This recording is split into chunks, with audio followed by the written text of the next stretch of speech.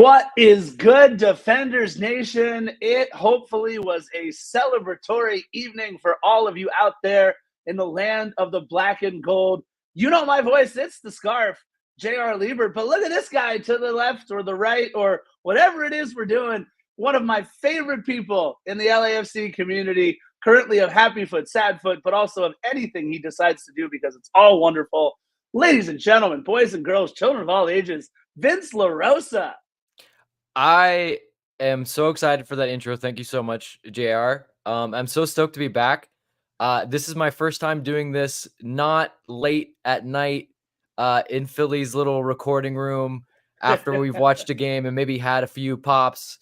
So this is a new territory for me, but also feels like it's home. I feel at home. It's good. Listen, man, I long for the days of 110 football, the post-game experience after in what is now Toyota Plaza. I don't remember what it was back when we were doing it, but I mean, there was something about that atmosphere with 110 and obviously Connor and Philly and everybody who made that happen, all the other co-hosts that we had on. It was just such a special experience having everybody behind us, that game day, kind of college game day atmosphere. Man, I miss it. But honestly, one of the things that we miss more than anything else, Philly and I talk about it all the time, is getting to work with you and Connor on a daily basis, man. I just can't tell you how much I appreciate you coming on episode 309, where we get to talk about a lot of history today. But first, man, what are you up to? We know you're on with Happy Foot, Sad Foot. What else is going on in the life of one Vince LaRosa?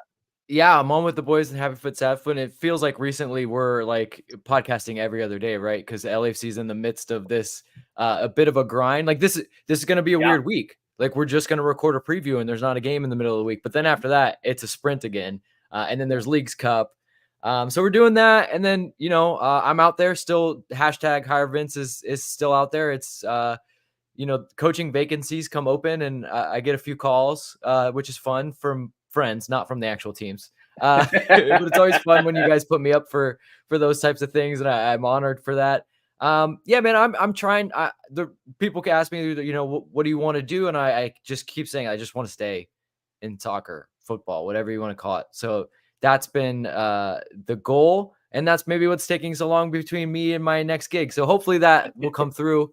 But otherwise, I still write takeaways from time to time when I have time. And that's at Black and Gold Takeaways. That's a Substack letter. It's free. It will always be free. I appreciate all the people that have signed up and then pledged saying that they would spend money. But I'll just let you know right now, not gonna do that to you. I would rather it stay free for forever. I think that's great. I love that community. It's fun to talk that way and get into maybe some of the nerdier stuff that like I enjoy in those things. Sometimes I think I put people to sleep on the Happy Foot, Sad Foot. So that's why I'm there for some actual soccer knowledge, but they're there to make sure that the rest of the audience doesn't fall asleep. That's why the comedy boys, they're good. Yeah, no, look, and if you guys aren't Defenders Nation, if you haven't checked out or if you aren't checking out on a regular basis, the Happy Foot, Sad Foot podcast, Darren and Travis, two great guys that are part of the LAFC community, can't tell you how quickly you need to get over there and do that. They are wonderful. Vince is obviously a part of that. But also, look, I'm going to say this, and I'm friends with Vince. I know Vince. I love Vince. But I actually said this to Vince when I first met him because he used to write for LAFC on the website. I learned more from Vince's articles. I still continue to learn more. I am part of that newsletter, the Black and Gold Takeaways. I read that after every single match. Vince's soccer acumen, Vince's breakdowns of things, the way he looks at things has made me smarter over the last 7 years. And I know a lot of you out there thinking that's not very hard to do. You're not setting the bar high. But I'm telling you, if you don't already subscribe to Vince's Black and Gold Takeaways, and you're not already listening to Vince on an everyday basis, you guys are missing out. And yes, hashtag hire Vince. We know that so many of you out in the MLS communities listen to this podcast. We hear from people in all different markets for all different types of jobs and everything else. Please, hashtag hire Vince. Call my man Vince LaRosa. Hit him up on social media. Vince, what's the best way they can get at you on social media as well? It's at Vince LaRose on all your platforms. I think even my TikTok is that, and I barely use that, but it's that's what it is. So easy to find. And yeah, to your point, Hey man, last year somebody hit me up from the back heel and asked me if I would write on a team that I found interesting, and it was the Columbus Crew. And I know this is going to hurt a lot of LAFC feelings, but I wrote about them midway through the season. I thought they were interesting. I thought they were the team to beat in the East, and they went on to do it. So I'm just saying, if you're a team out there and you're looking to go to MLS Cup, maybe you just ask me to do some things for you. I'm just going to put it out there. So what we're hearing is actually your fault that we lost MLS Cup here at LAFC. You're giving some secrets to the other side there. Well, no, I wrote. Steve should have read what I wrote about. No, that I can't throw Steve under the bus like that. No, I wrote about Columbus Crew and just they were interesting. They still are interesting. They are. We don't need to re-legislate MLS Cup, but it was like literally the perfect storm for LAFC. It was like the last type of team of all the teams that they could have come up against, like they should have wanted Cincinnati to hold on and go to the final, because that Columbus Crew team absolutely controls games. And as we remember, that LAFC team needed to run in transition. And unfortunately it didn't happen until let's say like the last 10 minutes of the game, which is way too late in the final. Right. Oh man. And Darlington Nagbe putting on a masterclass, obviously, in that one. He was incredible. Aiden Morris, who gone now. That's it. Is it Bournemouth? Bournemouth? Is that no, he's headed to Middlesbrough. Middlesbrough. That's right. Yeah, he's headed to Middlesbrough. I mean, they're the Crew are interesting, not just because of the way they play, but they're now like hemorrhaging talent. Aiden Morris, and then their entire front office has pretty much left. I mean, Neil McGuinness is with LAFC, so that's going to be interesting for them, especially with the window coming up. Yeah, and look, we're getting smart by hiring guys in that front office. Obviously, seeing what Columbus has done, they tried to pull off the almost impossible in CONCACAF as well. So it's been a fun run to watch them. But you know what? This is an LAFC podcast, not a Columbus Crew podcast. Wrong. And you know what? Stop it, Crew. You're not black and gold. You're yellow and gold. Just embrace it's yellow. They're on their team website. Their official color, like the hex color, the Pantone, says yellow on it, like the official one on their website. Stop it. It's not literally the like platonic ideal of yellow. Like when you think yellow in your head, that's the color that comes out. That's what you think about. Absolutely. It's just, it's ridiculous, but whatever. Look, Kei Kamara, LAFC, a historic night at BMO Stadium, and something that Philly and I talked about beforehand. What LAFC really needed to do was take this bull by the horns. This is an awful San Jose team. But real quick, before we get into the San Jose breakdown, we want to remind everybody that the Mauricio Mo Facio Futsal Court fundraising effort in Southeast LA is underway, has been underway, needs to be finished.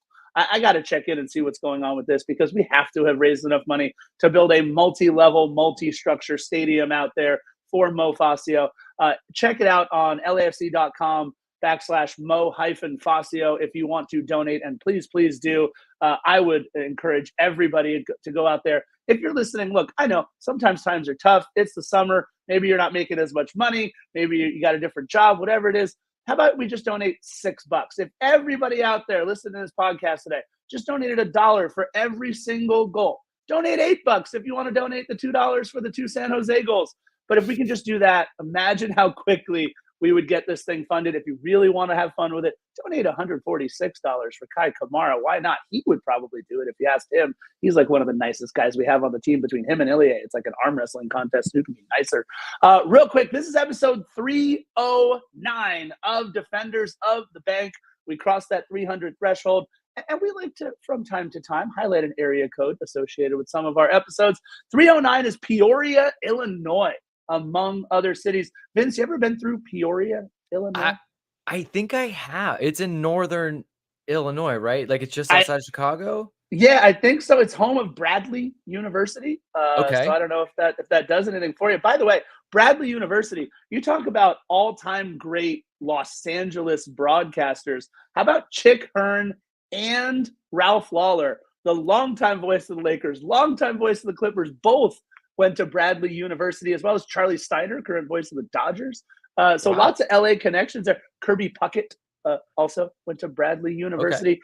Okay. And one thing that I thought was cool on a kind of a soccer-related note, look, Vince, the unfortunate part about having Vince on and not Philly is that he is not a Mets fan. That's the one big difference between Philly and Vince. The baseball team I like is just as bad though. So yeah, who are you supporting again? I grew up down the street from Angel Stadium, so I've been an Angel fan, but it's rough. I die a little bit every year now. Oh, dude, even my favorite player couldn't get things. David Fletcher went to LMU. I was a big fan of Fletch, and he got in trouble for potentially betting on baseball or something like that now too. He's an Well, he's got to find something else to do. it's rough down there, man. Especially you having to watch Shohei just crush it right now with the Dodgers. It's just unbelievable. They have had the 2 best baseball players in the last century and could do nothing with them. Right.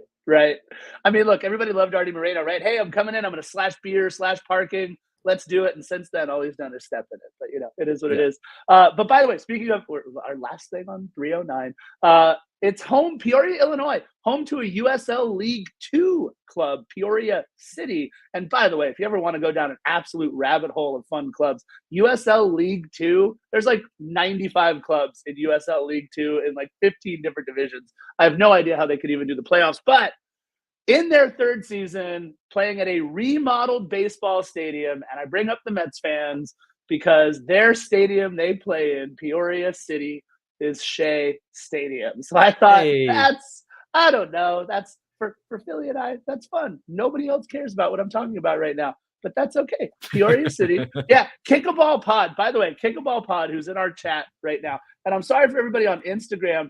I appreciate you all joining. Justin Ruderman just joined us on Instagram. Bomberos, how are you guys? I'm trying to do the best I can to get through Instagram and this chat over here. But Vince and I were talking. It is not a seamless structure to do this on StreamYard with Instagram and everything else. But Kick a Ball Pod is always chiming in with not just like MLS and USL championship facts, but like League One, League Two. Really appreciate you, Kick a Ball Pod. That is awesome. But listen, they play at Shea Stadium, so that's fun. You guys know what we do a little this day in LAFC history and news and notes. It'll be a quick one because there wasn't a lot of news and notes since, I don't know, we played 3-4 days ago. So there you go. But on our this day in LAFC history, our match was played on the 22nd, but this is now the 23rd if you're listening to us live, Sunday, June 23rd. And on June 23rd in our maiden voyage season 2018, 6/23/2018, we defeated Columbus Crew. We talked about Columbus. Oh, they're back. They're back. 2-0 behind goals in the 4th and 8th minute from Laurent Simon and Adama Diomande. It was already Laurent Simon's 3rd free kick goal of the season. We obviously know Laurent Simon for a couple of free kicks that he made over the course of his LAFC career. And it was Steven Beitashour's 200th start. He became the 100th player to get the 200 starts, but also kind of significant on that day for Mexico, Carlos Vela scoring a PK in the World Cup to become the first LAFC player to score in the World Cup. So a pretty cool day in LAFC history. Our only little bit of news and notes. Congrats to Sergi Palencia, who has been playing on fire recently, making the team of match day 21. He was named to the bench while another player who's been on fire, Latif Blessing, made the starting lineup. 5 goals in his last now 6 games because he didn't score yesterday. But man, Latif has been on fire. I'm happy to see Latif doing well out in Houston with his family. Now in the U.S., I think the revolution had a lot more to do with helping that happen. But either way, Angel City Minute, they cannot defeat Bay FC this season, losing 1-0 for the second time this season. It's only Bay FC's second shutout of the season. Of course, both of those coming against ACFC. They lost up in PayPal Park, and ACFC is now 10th in the NWSL, 15 points on 14 matches. They'll play the number 1 Orlando Pride Sunday, June 30th at BMO. Make sure you guys come out to those ACFC games. They are certainly lots of fun. And LAFC 2 has lost both of their last matches 4-0. That's not good. But now they're coming back home to Titan Stadium to take on the Town FC, which is what San Jose calls their MLS Next club. So the Town FC tonight, San Jose Earthquakes against LAFC 2, 7 p.m., Titan Stadium. I'm actually going to try to come out and catch the match down there at Titan Stadium. If anybody wants to come hang out with me, I'll be there, 7 o'clock, Cal State Fullerton. Vince, Cal State Fullerton do anything for you? Cal State Fullerton is my alma mater. There you go. See, I knew that. The press box is named after me. No, it's not. Soon. But I spent quite a lot of time in that press box covering both the men's and women's teams. Cal State Fullerton, for those people that maybe don't know, that stadium has some history. It's a cool stadium. one of the better ones in the Orange County area. The field is, I mean, the fact that the LAFC 2 guys get to go out there and play on that field is much better than a lot of fields that a lot of these two teams play on. Yeah. So definitely go out there. And yeah, Cal State Fullerton, not a name that you think of as a power in soccer, but has been for the men's mostly in the 90s and early 2000s, and then the women's team has just been good for the longest time. When I was there, Christina Birkenrode was there, and she now plays in the Women's Liga MX. And has been a standout player for my Spanish is horrible. Rayadas of Monterrey. So some good talent there. That's awesome. Yeah, look, and look, it's anytime you can get back to Vince LaRosa's old stomping grounds, you got to go. That's going to be part of the plaque when they name the press box after him. All right, look, we're done with our Angel City Minute. We're done with our LAFC 2 news. We have 8 goals to talk about, Vince. Now, normally we would go minute by minute, breaking down as many of these important, small, nuanced moments, all those maybe the little things that you didn't see. We're in the stadium, so we might see something you don't see on the broadcast. But you know what? 8 goals, Vince. We get to do things a little bit differently today. We're going to talk about the goals. We'll go through the lineups real quick, but we really want to just talk about the goals, the tenor of the match, and, really what some of those San Jose goals, Vince, looked a little too easy. We're going to have to talk about those a little bit too. But it seemed like with every goal that LAFC scored of the 6, which should have been 8 or 9, by the way, of those, there was just something historical happening at each one. It's kind of a cool roadmap through this match if we talk about all the history as well. Speaking of history, I mean, Luchi Gonzalez might be, I don't know, maybe he scored 2 goals, so he might have saved his job, but I don't know. Giving up 6 did not seem to bode well for Luchi Gonzalez. This is not, I repeat, not a good San Jose Earthquakes team. 3-13-2 coming into the match. 11 points, dead last in MLS, dead last obviously in the West. And look, they've given up going into the match 45 goals, most in the league by a bunch. They're minus 18, which would obviously not get better going into the game. That's last in the league by a bunch. And this is a team that even after bringing on a mercurial supposed star in Hernan Lopez has not looked any good. I mean, obviously we can talk about they've lost Kate Cowell and all of the different changes that have happened in San Jose, Vince, but this is just a bad Earthquakes team. And I don't quite understand why they're so bad. I mean, look, they don't spend the way they probably should. And if there is any Earthquakes fans listening, they're probably screaming, yes, that's our biggest problem. Our ownership does not invest. But to your point, they did bring in Hernan Lopez, who's a good player. I think Christian Espinoza is a good player. I love Jeremy Abobasi. Jackson Ewell is decent. Like, these guys aren't like, they're not scrubs. Like, they should be at least in a league where more than half the teams make the playoffs. They should be hovering in and around that playoff line. And they put out a lineup that it was basically their best lineup, and just got steamrolled from minute 1. Yeah, I mean, look, missing a couple of guys, right, for injury and international break. Carlos Grueso not being there kind of hurts a little bit. And I don't know if JT Marcinkowski is stopping any of those 6 goals. I don't think that mattered.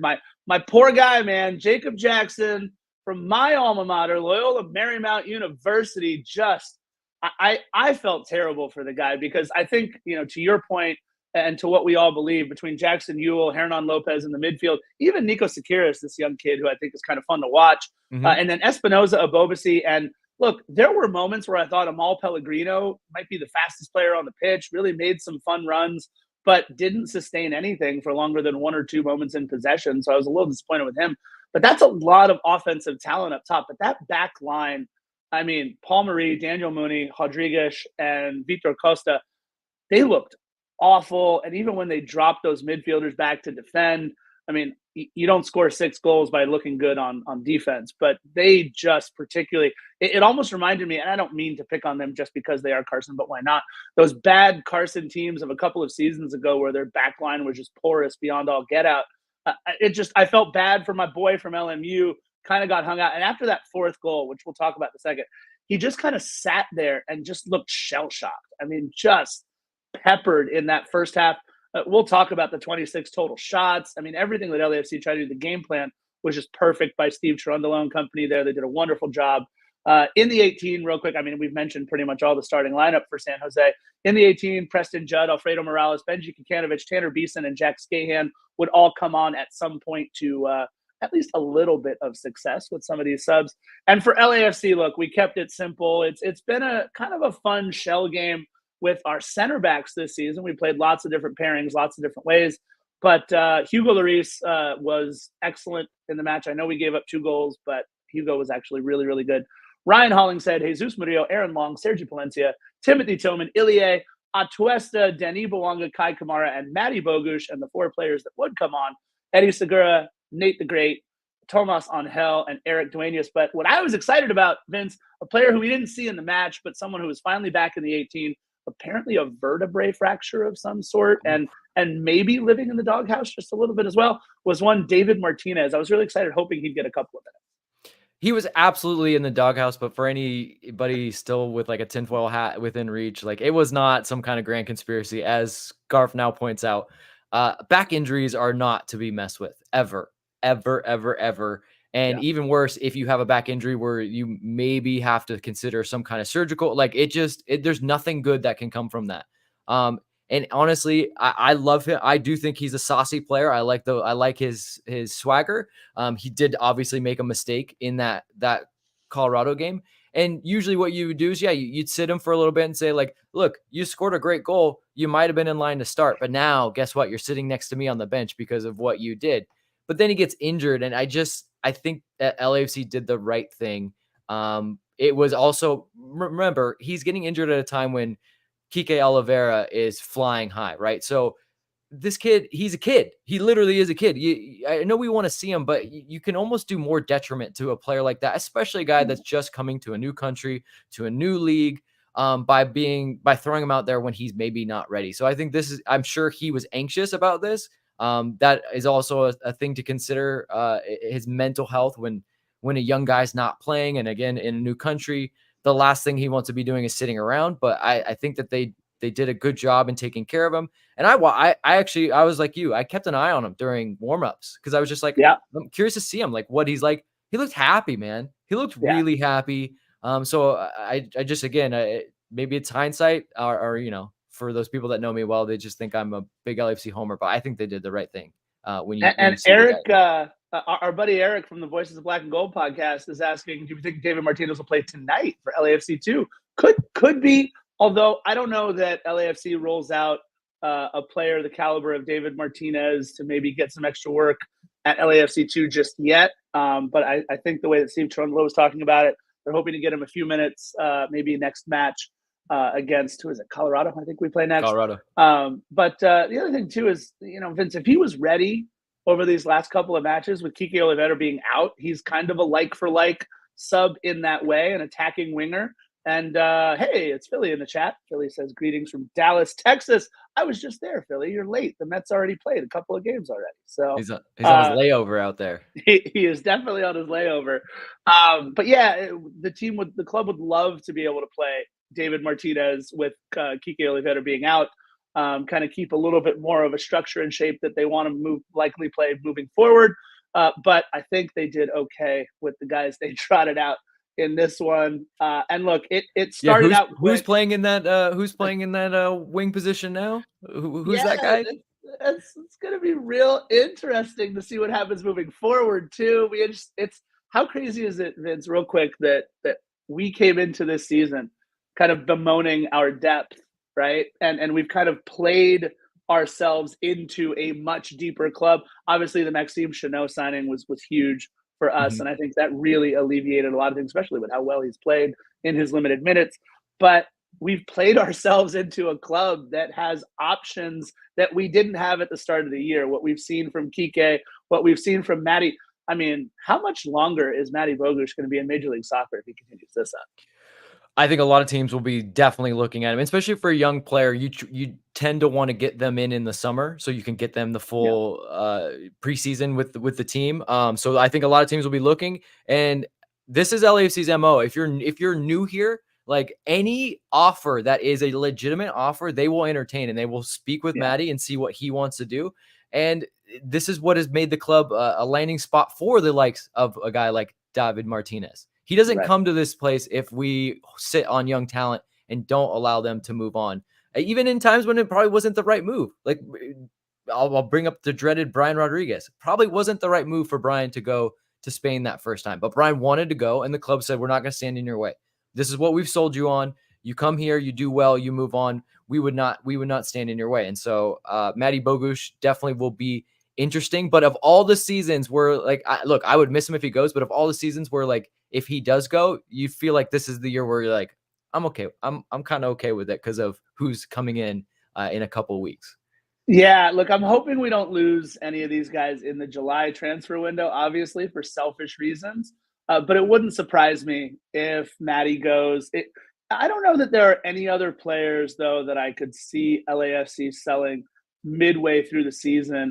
Obviously, people are going to be calling for Denny Bwanga at some point. They have to be, right? There's got to be some clubs that are looking. And I think, Matty and maybe Kike gets a little bit of a look how young he is, how skilled he is on the outside. But I would be shocked if other players who are contributing regularly in our 18 were to leave at this point. What is it, July 18th, right? Is when things open up. And I think that's when silly season has already kind of begun, right? We're hearing a lot of rumors and all kinds of things. Yeah. That's when it opens for MLS, but for a lot of the leagues around the world, it will be July 1st. Their windows will be open. And yeah, to your point, I mean, I think if you're worried about Denny going, the fact that LAFC sweetened his contract and raised it to another level, that might put those to bed. Because keep in mind, as much as this is about the game and these players wanting to show off in the greatest leagues, it also is a business decision. And I don't think at Denny's age, a lot of teams could or should or would match probably what he's being paid at LAFC and or more. Technically, you'd want to give him more. I just feasibly, not a lot of European teams do that. And look, in Europe, as much as people want to make fun of MLS, it's the pendulum is swinging closer to the US style of like salary caps and things like that. I'm not saying here that I love the MLS salary cap. I think there's some major tweaks that still need to happen, but just keep in mind that like Europe is definitely looking longingly. We're like the meme where that girl walks by with the looking back with over the couple her looking shoulder. back. Yeah, Europe's just like, right. Oh, could we get one of those? Like it's happening. Yeah, a big compliment from Rob in the chat. Would not like Matty going 100%. He's Kevin De Bruyne light. I mean, hey, what if he might be available, right? We can. I was going to say Kevin De Bruyne is. It's possible it could get a like for like swap there, right? Right. That could be kind of fun. I mean, we've heard everything from Luka Modric to Kevin De Bruyne. Look, I've been pumping the Bobby Firmino train for like 5 years. I'm ready to bring in. That would be my biggest one. I mean, look, I wanted Iniesta to come over. I didn't care that he was 109. I was ready. But I love those playmaking midfielders. Either way, look, after a couple of near misses, that guy that we're talking about in the 15th minute, Matty Bogusz, with the goal on a diving header assisted by Sergi and Timothy Tillman. But really, Vince, this was all Sergi Palencia, the dime on the diving header. I mean, look, Matty has to be in the right position. He gets himself on the other end of the header. But Sergi Palencia making the team of the week for match day 21 and obviously making a case. I mean, you could litter that LAFC team of the week with LAFC players the way we played, but it's really the dime by Sergi that stood out for me. Yeah, in the LAFC's ability throughout the game, and this was the story of the game, the ability to just control the game. Like they killed San Jose with their ability to pass, and then that basically freed up the likes of Matty and Denny, and even Kai to an extent. Like if you want to rewatch that game, watch how many different positions those three pick up. It's basically because the guys behind them are controlling the ball. And I don't want to mix my metaphors here, but it literally is. Oh, I do it all the time. Go right ahead. Okay. I do it all the time. Well, because this is, I only use this because it is such a good way to think of it. Think about a quarterback, Scarf, I know you want me to take Tom Brady. Tom Brady has. Do it. He did it. I didn't do it. He did it. Tom Brady has the football in his hands and you can't get pressure to him.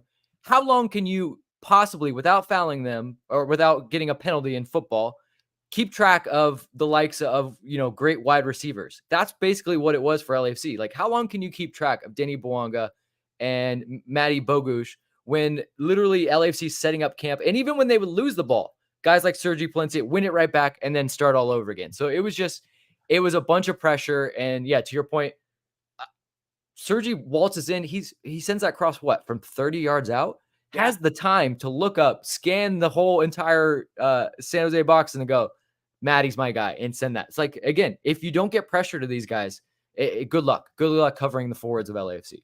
And like we're going to talk about later on with Maddie, he makes these runs to the back post from such a winding angle. I mean, all the way around. It's not like he was making a straight line run to the back post for either of his goals. And so you see, and even Steve talked about it in the press conference, Denis and Maddie switch all the time. You had mentioned all three players switching. But he goes, look, once the game starts, once the match starts, that's not coming from the coaches, he said. That's on them.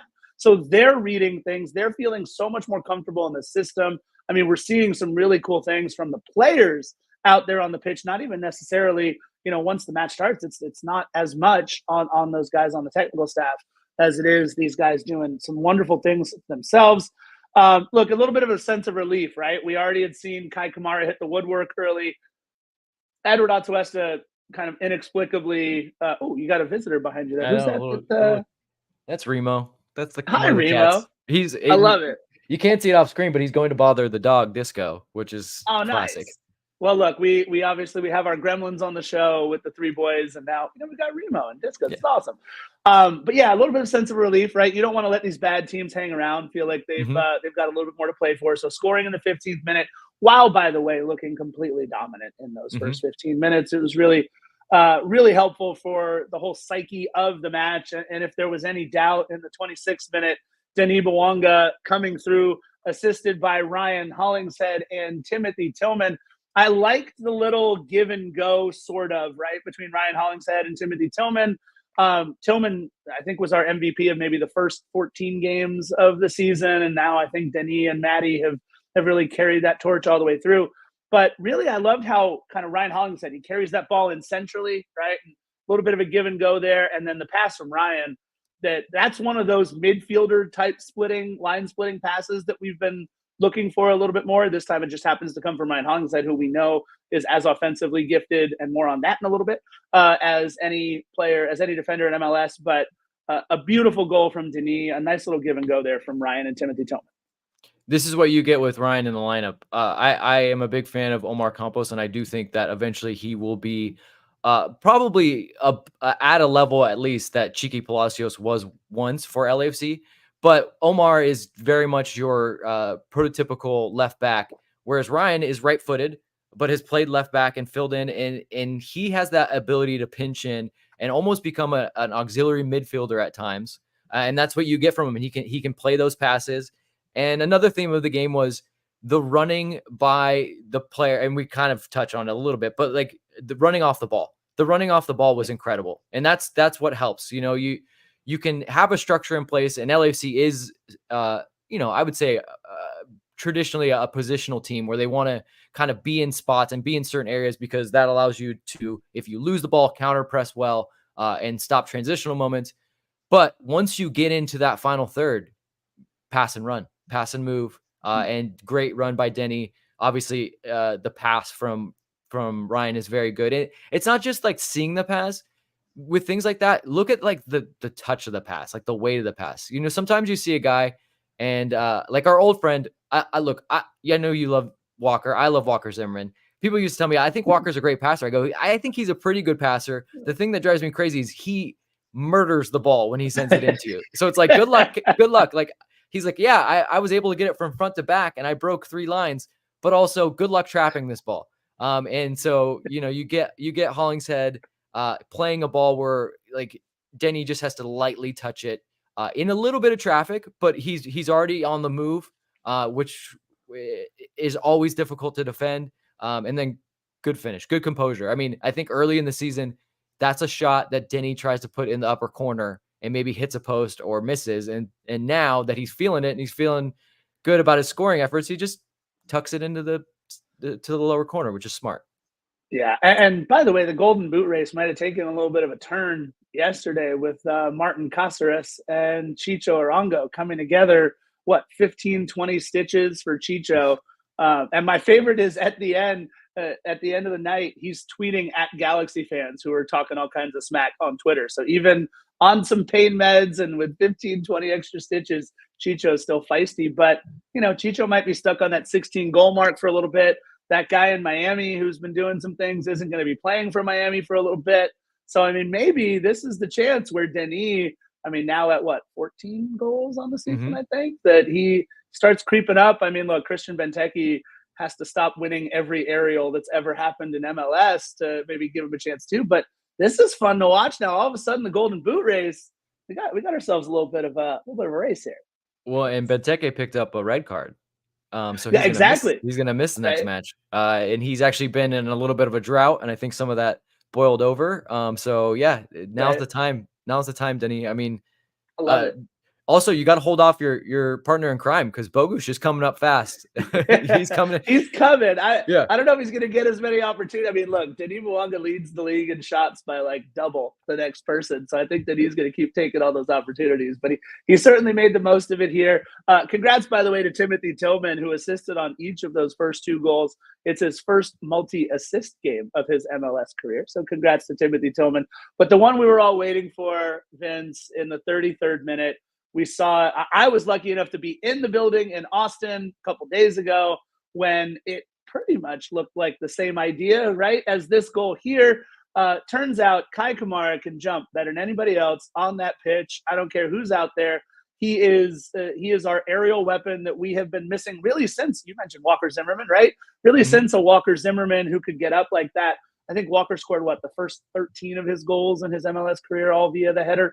I want to know how many. I got to go back and look. That could be kind of a fun stat to figure out how many of the 146.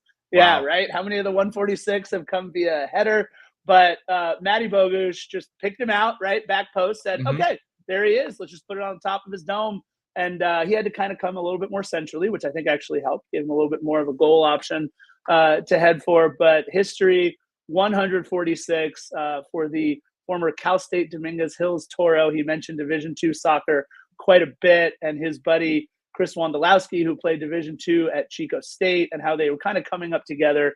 And now he views it as kind of poetic that it's Chris Wondolowski, number 1, at 171 goals. By the way, I don't think Kei has another 25 in him over the course of his career, but pretty cool that against former Earthquakes legend Landon Donovan's old team, and against obviously Chris Wondolowski's longest tenured MLS club, that Kei Kamara is able to do it. 146 history, and it's a slam dunk on Rodriguez, who would be talked about a little bit later on in this match. But so happy for Kei Kamara to get these 2 in quick succession.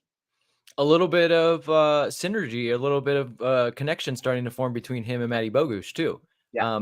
It's almost, we talked about this, and I know you guys have talked about this too. It's like when Kei wasn't firing, we didn't totally blame Kei. It was like, do we know how to play with this type of player? Do we know what we're doing here?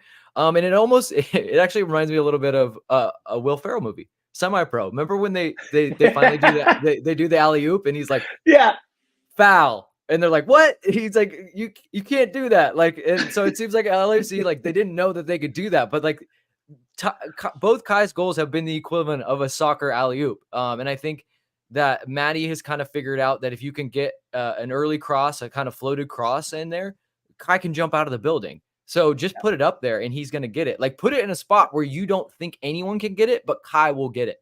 And he's proven that on both these goals. And like you said, so fitting. I actually would love to hear what the number is. If I had to hazard a guess, I bet you Kei scored at least 50 goals with his head. I love that. And Steve Trundle, by the way, in the press conference last night said a lot of what you were just alluding to. We had to learn how to play with him. It wasn't he had to learn how to fit our system. He's smart enough. He understands the system. He's played for 11 clubs, scored goals for 11 clubs. He's been in professional soccer 18 years. Kei Kamara will figure out your system. You tell him where to be. But it's the players who had to figure out, hey, we haven't had a weapon like this. We haven't had the ability to have a guy go up and get it.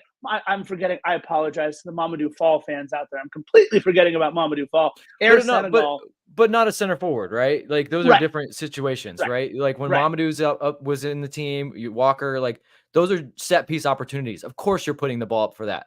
But with Kai, there was moments where guys are trying to play him in, and he's like, I'm not gonna make that run in behind. Why don't you get the ball wide, and then I'll be on the back post. And so yeah, to your point, they had to kind of figure that out in the run of play, which is not easy because it's going a million miles an hour. Right. And it just gives LAFC another way to score, right? Another weapon that you have to account for. You have to put a body on him because if you don't, it's easy. And if you do, he's still likely going to outjump you. So it's just Kei Kamara, 146 goals, assisted by Maddie and Ryan Hollingshead, and just history to be there for it, for him to have so much of his family there, for him to do it in Los Angeles. Look, I live in Lawndale, California. I am down the street, walking distance from Lusinger High School, where he went to high school. Cal State Dominguez Hills, obviously 10-minute drive for me.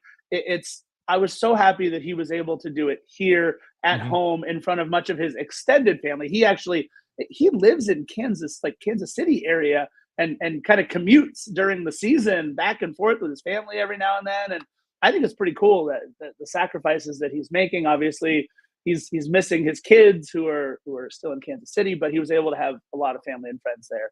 Awesome. Look, 2 minutes later, Hugo Lloris. Look, we're talking about goals. Hugo Lloris made back-to-back saves that at least prevented one, if not two. I think the first save was a little bit easier. The second save, having to pop right back up and make that second save a little bit higher. Yes, they gave up 2 goals as a club, but quietly, I think Hugo Lloris has nudged his way into the conversation for potentially goalkeeper of the year, or at least just doing all those things where at the beginning of the season, we saw him a little bit flat-footed. Maybe he was still adjusting to the lines in front of him. I mean, Steve has been switching up the lines in front of him almost every single match. But what we're starting to see now, and he was a little bit more confident in the air a couple of times this match too, is Hugo. It's weird to say this about a 2-time World Cup finalist and World Cup winner, but kind of coming into his own more confidently with the club over these last 8 or 10 matches. Yeah, don't forget that all goalkeeping is it's tied to your team, right? I know that's why the goalkeeper position is so weird. It's a lonely position. It's the first person everyone looks at when a goal goes in. You got to go back there and get the ball and bring it out of your own net. But really, you're dependent on those guys in front of you. And I think him being flat-footed at times was because he's expecting his defenders to maybe make plays or be in areas where they weren't. And the next thing you know, he gets scored on. I have been on the record again of saying I think the one area he could improve, and we saw this, the goal, which goal? The Orlando goal. He still seems a little bit worried about coming off of his line, which the man is 39 years old. You would think that of all the things, like he's still got the reflexes, thankfully.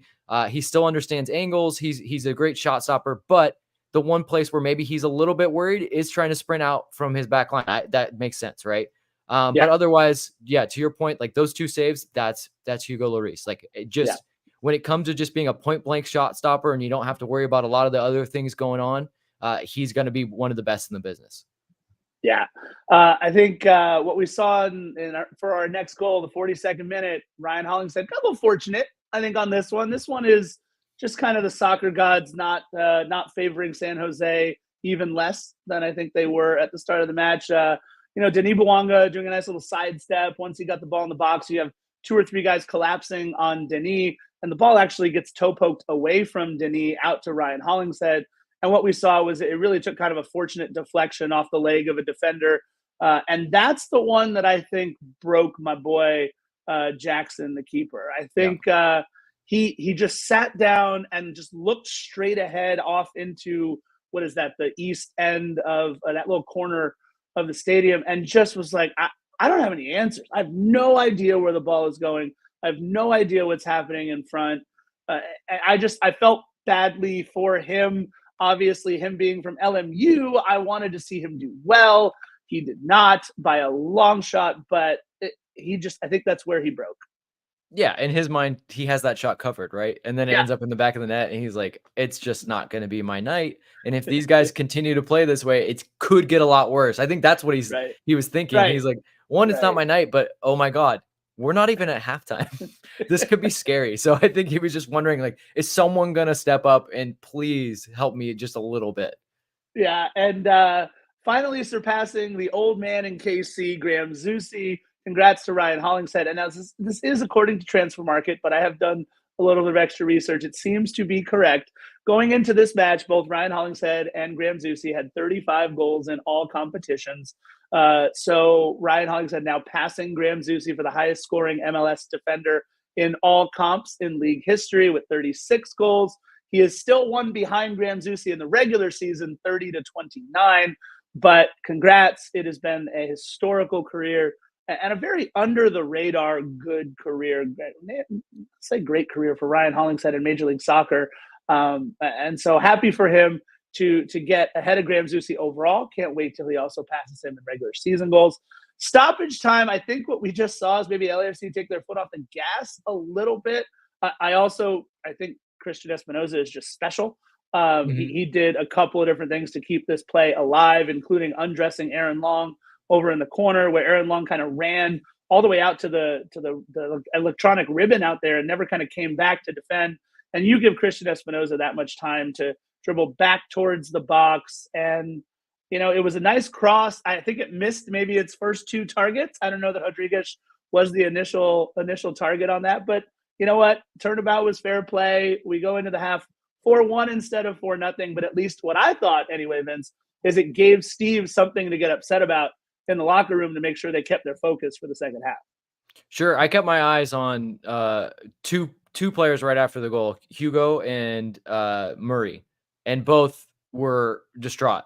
Like you could tell they were like, look, this game is over, but we wanted a clean sheet and we tried to play hard. And to your point, yeah, Aaron goes out there and look, anytime a center back goes out into the corner, you're asking for trouble, especially with a Christian Espinoza. But you have to finish the play somehow, either get that ball out or foul him and then restart from there. But he doesn't. He's able to get out of the corner. And to be fair, Rodriguez he's a center back. What is he doing up there? He went rogue for a minute there, and it panned out for him. But I remember when he first started nudging up there, I was like, bro, you need defenders back there. What are you doing? But he was just like, I'm going to go for broke. And then, there's so many moments where you think you probably could cut that out. It falls to him, and then give him credit though. Nice finish, like absolutely into the corner. Nothing Hugo could do. Good finish there. But yeah, I did like seeing the reaction. It wasn't like, oh, it was like legitimate pissed off. Like, I can't believe we let that up, especially right at the half. And yeah, I agree. Yeah. Steve probably came in there and was like, boys, like I'm happy about some things, but like that makes me really mad when we do things that are so easily avoidable. That makes me really mad. And I think that's a good lesson.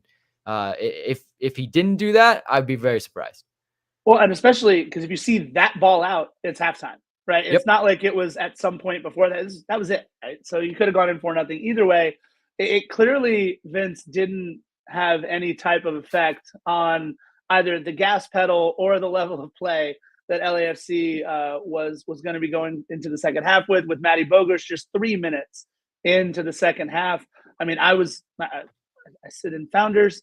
They have ice cream. I was getting ice cream, and then finally, I got there. It was close, but I just got back to my seat, sat down, and then stood right back up again and started cheering because both Denis Bouanga and Ryan Hollingshead helping out Matty Bogusz. And you mentioned it; he's maybe coming for Denis. I don't know if he's going to get there, but Matty with his brace, and I thought this was a very team-oriented goal. I really liked the way Ryan Hollingshead kind of took that space and really made that run into the middle, found Denis. And I mean, the thing that I have been more impressed with, certainly this season than last season, but just overall, is the passing acumen of Denis Bouanga. It has been special this year. And so he finds Matty far post. I actually thought, oh man, he missed his mark on the cross. And again, those wide angles that I was talking about earlier that Matty makes that run from, I thought it was too tough of an angle to score. I mean, just the overall effort all around by these three guys to make that play happen, and even in the build-up before it. But Ryan Hollingshead to Denis Bouanga and a special goal from Matty Bogusz. Well, he had a goal taken off the board. That was an absolute banger in the first half. And so after seeing that and having that taken off the board, nothing surprises me about the finish that he did count for his second goal. But to your point, not Denny. That was not Denny shooting. Remember he had a bunch of those assists and we were like, he's shooting every single one of those and they just happened to go. No, this was, Yeah. you saw him. He actually like points his arm out there. Like, look, I'm going to do it. Sent it out there, curled it. That's his off foot too. And to your point, that is the one thing. Like when Denny was ripping it up last season and everyone was singing his praises. And I remember, I think it was Ante that might've said it. Somebody was talking to Ante, was like, what can't Denny do? And he's like, well, he's not a very good passer. Like he could pass better. But he has kind of found that level of his game and he needed to, right? Denny, you can't go 5v1 every single time. I mean, right. You almost can, which is crazy to think. But yeah, if he adds that level to his game, and again, to bring up that guy that's going to be coming in a few weeks, if Denny Bouanga can lure a defender or two and then lay it off to an Olivier Giroud, like, come on, this is unbelievable. But yeah, that's a great pass, great finish. We keep saying a lot of the same things, like the quality on the night from LAFC, like they weren't cheated at any of these goals, and it just was really. It was such a fun night to be there and to watch them play in this style. It really was. And oh, by the way, Ryan Hollingshead with his 3rd assist of the match, a 4-point night for Ryan Hollingshead. Diego Rossi in 2018, Mark Anthony Kei, if you want to go to the Wayback Machine, in 2019 were the only other 2 players in club history with 3 assists in a game, and his 4 goal contributions, goal involvements, that tied for the 2nd most in a game. You know what, Andres, we'll talk about your question in a second there in the chat. 1 second. We'll get to that maybe later. But quietly, Ryan Hollingshead with a 4-point night. I mean, my goodness, one of the most prolific offensive defenders the league has ever seen. Matty Bogusz with 2 goals and an assist, which gives him a goal or an assist in all 8 games during this unbeaten streak in MLS. Only Carlos Vela in our team's history has had goal involvements in 8 straight matches.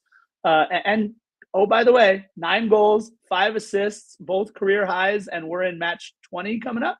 Plenty of time for Matty to maybe go double-double on us for the season, which would be absolutely incredible. And oh, by the way, 13-8 for Denis Bouanga on the season. And only 4 players have 20 goal involvements or more already. We've talked about 2 of them in Chicho and Lionel Messi, but also Lucho Acosta, who just doesn't get – I mean, he won the MVP last year, but he really just doesn't get enough love for how good he is out there in Cincinnati. So, again, every time we did something, it seemed like we were setting another record or adding to what was already a pretty historic night. Unfortunately, not very historic was the goal that San Jose scored in the 57th minute.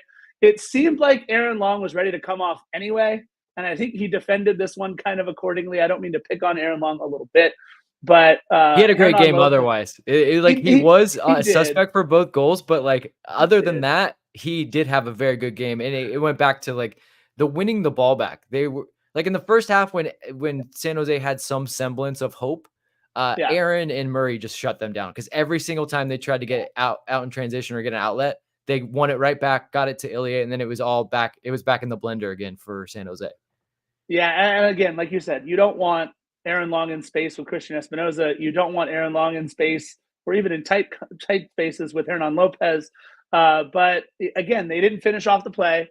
Hernan Lopez able to get back to the ball, kind of dribble into a spot where he can survey everything, and he sees Benji Kikanovic back post, and kind of just like what we did with Kei Kamara, they did with Benji Kikanovic.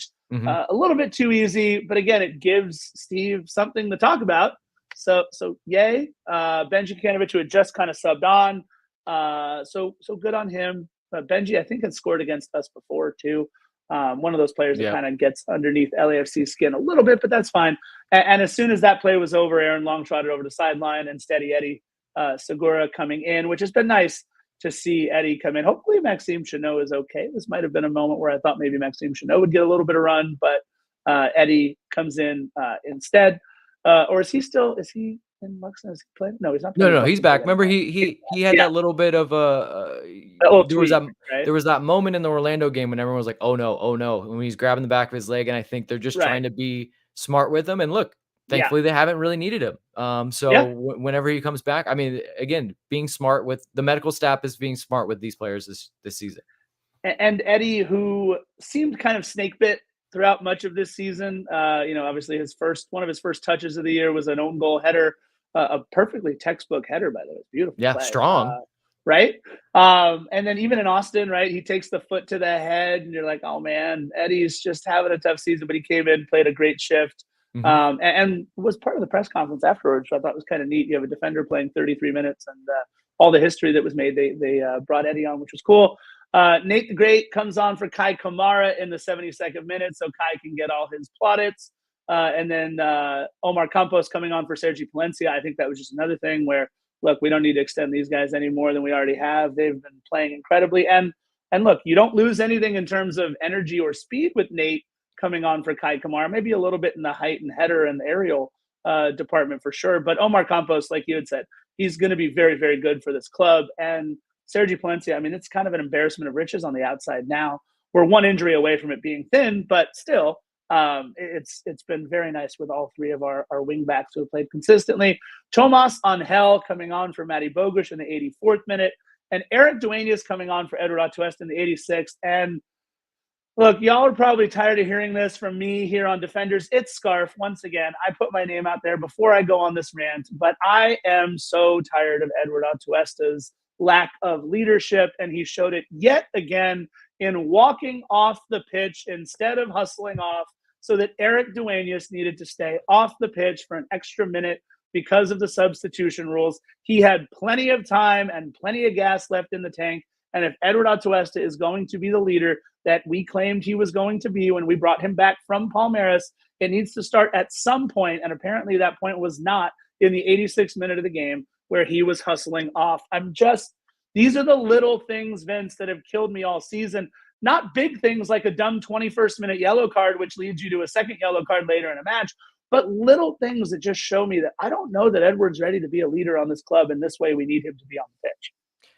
Yeah, it's tough because I always loved Edward when his first stint here. I got to spend a lot of time with him, and he was very, very much like level-headed, and just different. And maybe that some of that is Bob, right? Bob like kind of locked down guys' personalities and now he comes back and he's a little like too heavy-handed. It's like he wants to be a leader so bad, but only understands leadership in the way of passion and like these extras, right? And I think that's causing him some problems. And so maybe he should kind of step back a little bit. Like you can be a leader in the way you play. You can be a leader in different ways. I think that is what I'm saying. And I don't think he's quite figured out his speed of leadership yet. So I do agree with you. There's been times where the yellow cards for one thing they're frustrating. When more than half of your yellow cards are just because you're chirping at the referee, and you know that that's just like this substitution rule, you know that that's going to be something the referees are looking at this season. They sit down with the players before the start of the season. They tell them the things that they're going to be implementing and talking about. And I guarantee you, we're seeing it at the Euros. The Euros this year, they're saying only the captain can talk to the referee. So clearly this is an initiative across FIFA.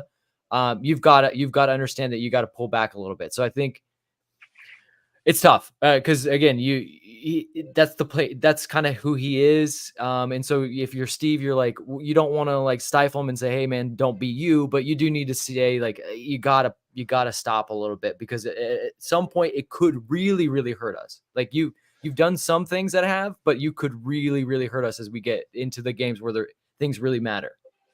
Yeah, and especially like you said, a congested schedule coming up. We're going to need all bodies at all points. And so if he does something stupid that gets him, sent off or whatever, those are not the kind of issues we need in terms of our depth and trying to stay out of injuries and everything else. Plus, it kept Eric Duenas from coming onto the pitch. And as soon as he did, shot out of a cannon. So happy for Eric Duenas. The kids are all right there, Vince. 87th minute. Eric Duenas with the hustle to get to that ball first. It must be nice to have fresh legs in the 87th minute out there. And he kind of pressed forward nicely to Nate, who was into the box. And what I liked about Nathan Ordaz, is we've seen him play at two speeds, 110% and 111% so far this season. He hasn't really been able to kind of step back and see the match and kind of get acclimated, because he's only coming in for last 3, 4, or 5 minutes. So he's trying to do something. But what I loved was him taking that ball into the box and then making that little side step kind of step over with the ball to be able to find Tomas Angel. The two young guys, though, to see Eric Duenas and Nathan Ordaz kind of come together on that side and still keeping our attack as prolific as it needed to be. And Tomas Angel, with his first goal of his MLS career. So we know he scored in the Open Cup, but it was nice to see Tomas Angel. And it's just crazy to think, right? And this is what I asked Kei Kamara in the press conference. Kei, for your first 5 or 6 years into the league, you were chasing one of the leading goal scorers in the league named Juan Pablo Angel. And now you're on the pitch when his kid scores his first ever Major League Soccer goal. Like it's got to be a trip. And he told us this great story. And defenders, if you're out there and can go to LAFC's website and listen to Kei Kamara's story, he didn't know Tomas was Juan Pablo's kid until like a few training sessions in, when Juan Pablo came to the club to visit, and he thought that was the coolest thing. And it's cool because that was somebody that Kei measured himself against coming into the league, and now you have a guy like Tomas Angel who can measure himself against a Kei Kamara. Juan Pablo was such a good player. Like, still one of the highlights of my entire life is when I worked at LAFC, I did get to play in some staff games, which also a highlight, just a general highlight, you know. And right. I usually, because I'm a little bit older, got to be, because it was always old versus young. So basically it turned out to be coaching staff versus like the training and athletic staff. Right. And because of my age, I was basically put on the coaches team, and they loved me because they were like, you understand your role. Please run around a lot, get the ball to us, and we'll do the rest. So I got to play with the likes of John Thorrington, Ante Rozoff. That's up there. Right. Right. But one day, to as Kei says, you know, Juan Pablo comes to training sometimes. And one day, Ante looks at him and he goes, hey, JP. He calls him JP, which I definitely did not do. There was no calling him JP. He goes, hey, JP, you want to play today? And he was like, I need shoes. And they're like, we'll get you. Don't worry, we'll get you some boots. So he gets some boots and does not tie them, which is baller. And then just proceeds to go out and dominate. So I'm playing with Juan Pablo, and there was a moment where I won a ball, played it, and I continued running towards the goal. We always play with small goals. I continued running towards the goal, and I kind of I was like, hey, you know, right back. And he looked up, and from like this crazy angle, buried it into the top corner of a small goal. And I was just like, yeah, that's okay. That's okay. But I gave an assist to Juan Pablo Angel in that game, although I still think he could have, you know, played me in, and I could have got the assist from him. But incredible. Not could have, should have. I mean, let's be honest. He should have. Yeah, come on, JP. What are you doing there? Right? By the way, Juan Pablo Angel, is it South American head scout, or what's his actual? He's part of the LAFC staff. He's scouts for us all up and down everywhere. I just don't know what his actual title is. Yeah, I think I think scout is just a good way to put it. But like, yeah, they kind of cover areas, right? So there's a scout that kind of covers Uruguay. Juan Pablo's primarily Colombia in those areas, but they'll move around. And then obviously he has always been he knows the league, right? He knows MLS. So he's always been kind of had John Thornton's ear and kind of saying like, these are the type of players that I think would be good. So I think it's a really smart move by LAFC to, one, he's obviously going to have the pedigree and the connections within that market, but he knows that this player might work out this little bit better than another one. I mean, the toughest thing about transferring players, there's no limit to the amount of talent in South America, but you can get good players that don't fit your team. And so you have to so that's when you rely on your scouts to really understand the personalities of these guys, how they play, how they would fit in, how they can acclimate. And I think Juan Pablo provides that for LAFC. Yeah. The 10th father-son duo in MLS history to score a goal in the regular season, which is pretty cool. Yeah. Very happy. I mean, and he buried it. I mean, he went left when everybody else was going so calm, right. Super calm. Yeah. And I think, you know, Steve even kind of alluded to that. They've seen an uptick in training, I think is exactly how Steve put it in the press conference. So it's good to see Tomas kind of earn those minutes and then do the most with them, because he didn't get a lot of them, right? He came on the 84th. So there's really not a lot to do. Eric Duenas, his first assist of this season. He now has 2 assists in his young career. And I think everybody just kind of falls in line in terms of pulling for Eric Duenas because of what he's meant to this club up and down our entire history. He was part of the first academy team, and just really someone who anybody who has followed this club over our first 7, 8, 9 years of being in existence knows that Eric Duenas has pretty much been a part of all of that. We have literally watched him grow up here at the club. 2 minutes of stoppage time. Denis decided to have one more go at it, hitting the woodwork. And look, Tomas Angel, you really should have had the rebound there. I mean, what, you couldn't handle the ball caroming off of the post as hard as it could at you, and then you could hear it. It was audible in the stadium. He pinged it, absolutely. I'm guaranteeing he still leads the league in woodwork. Oh, 100%. 100%. So Tomas skied the rebound into the night in the 32-52. Kind of a fitting conclusion to give the 32-52 a ball right before the match ended. And that's it. But just so much history. I didn't realize this one, Vince, until LAFC PR put this stat out. Prior to tonight, even though we had, 7 goals against Juarez, we've scored 6 goals several times. What is it? Fourth time we've scored 6 goals in our history. We had 6 goals and 11 assists for 17 goal involvements. The most we had ever had in a match before that was 13. So that's not just like one-upping a record. I mean, that's destroying it by a pretty good number. And then look, unbeaten in 10 games in all competitions, 8 straight in the league, a couple of lackluster. The lackluster tie in Austin actually winds up being a great point for us because we steal it from Austin rather than giving up a lead. And look, defending the bank is obviously something that this podcast was predicated upon years and years and years ago, but it's something that LAFC has been predicated upon since we came into the league. And we lost our way a little bit over the course of the last couple of seasons. Well, now 8-0-2 at home through 10 matches, taking 26 of a possible 30 points. That's massive. And look, 12 times we've scored 5 or more goals in a regular season game, 3 more than any other teams that have come in the league. I have a hard time extrapolating like year-long or multi-year stats to try to mean something for 2024. But look, we've always been a team that scores goals. Mm-hmm. And I think this was more than anything, Vince, a statement of where LAFC is, not where we were kind of ascending to be. I think now this is the match where the rest of the league has to turn and look and say, okay, without Olivier Giroud and with some depth issues, some injury issues, this club is still clawing at a Supporters' Shield and Western Conference title, maybe something that was a little unexpected going into the start of the season. I think this week was pivotal to LAFC, and I said as much. I felt like this is it. You know, you could go through this week 2 away matches and 2 difficult markets, a lot of frequent flyer miles picked up. I mean, you could say like, yeah, if we get a couple points, it's okay. We'll be okay. We'll still be in the running. Maybe that'll dent our Supporter Shield chances a little bit, but at least we'll be where we want to be come playoff time. But then they went out. They got the result in Orlando. They rescue a point in Austin, and then they cap it with this at home.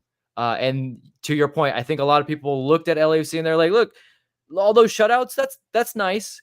They're kind of an anomaly. Like a team's not going to go through and put together this many clean sheets all the time, right? So this is just a moment for them. So maybe they'll come back to earth and they'll forget how to defend again and things like that.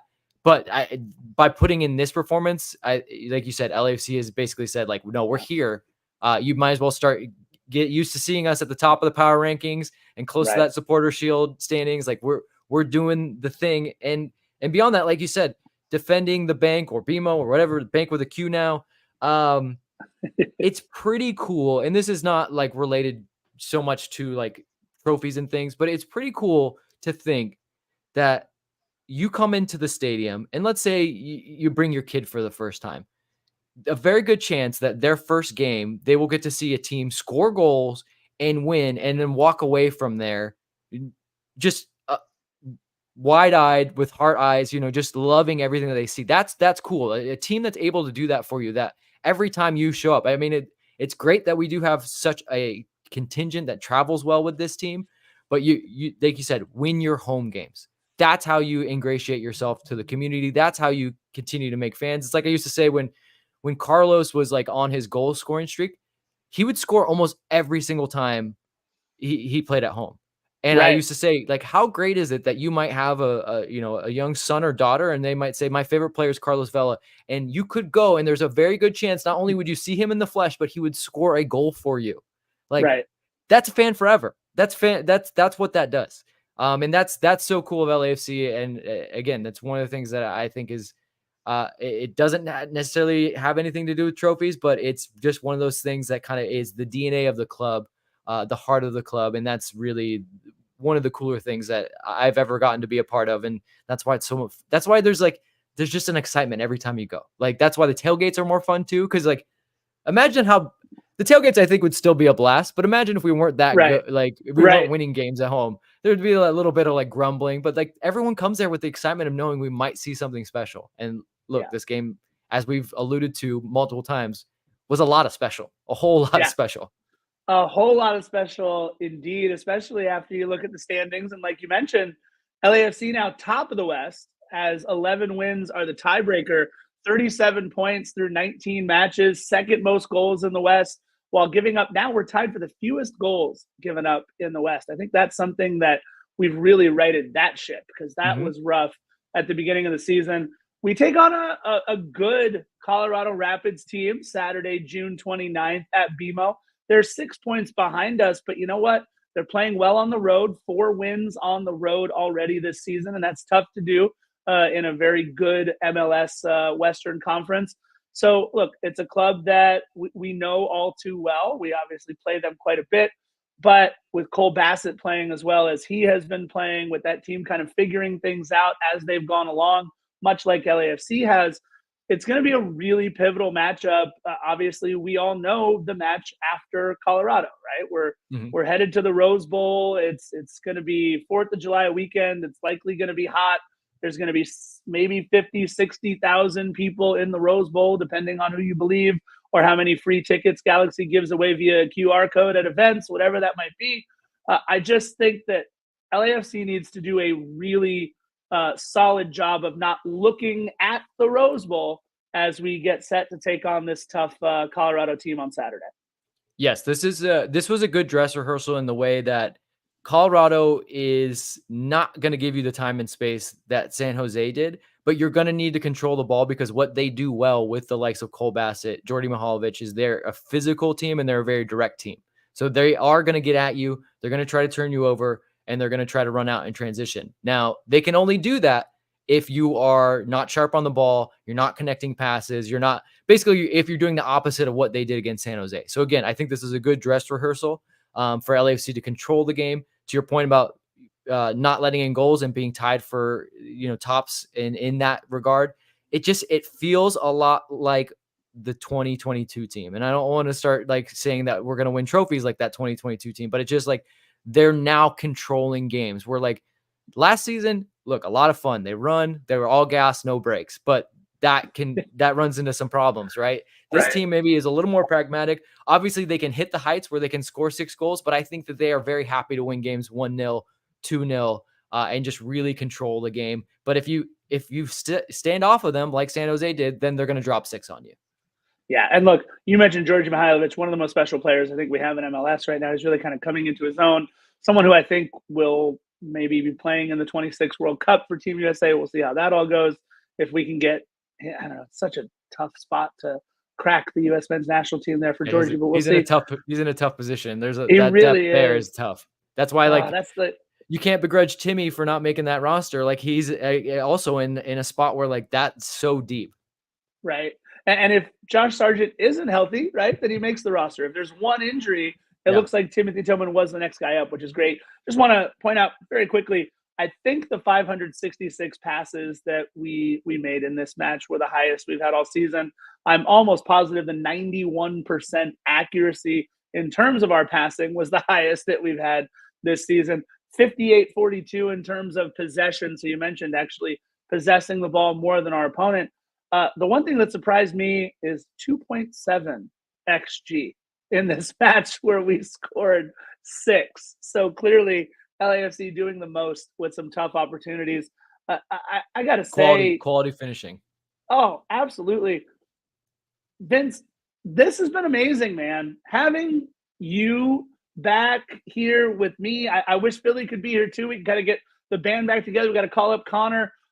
Look, it's been, having Vince LaRosa on Defenders of the Bank, an embarrassment of riches.